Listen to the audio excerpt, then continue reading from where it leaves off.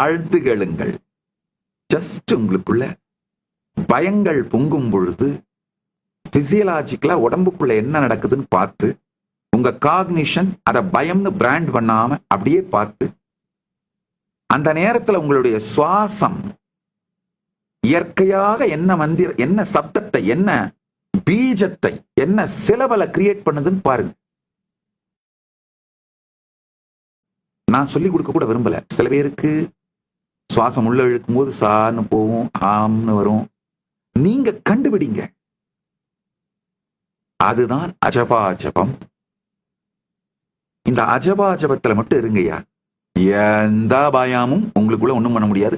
பயம்ன்ற காகனேஷனே இருக்காதுங்கய்யா. அப்ப என்ன ஆகுனா, ரியாலிட்டிக்கு என்ன, இப்ப பாம்பு வந்தா என்ன முடியும், கரெக்டாக ஒதுங்குவீங்க. ஆனா வாழ்க்கை முழுக்க பாம்பையே நினைச்சு நடுங்கிட்டு இருக்க மாட்டீங்க. நிஜத்திலே எதை செய்ய வேண்டுமோ அதை ரொம்ப அழகா ஸ்மூத்தா பதட்டமெல்லாம் இல்லாம மெதுவா சரியா பண்ணுவீங்க. ஆனா எந்த காலகட்டத்திலையும் உங்களை பயம் டேக் ஓவர் பண்ணிட முடியாது. உங்களை தன்னிலை பிழற வைக்க முடியாது.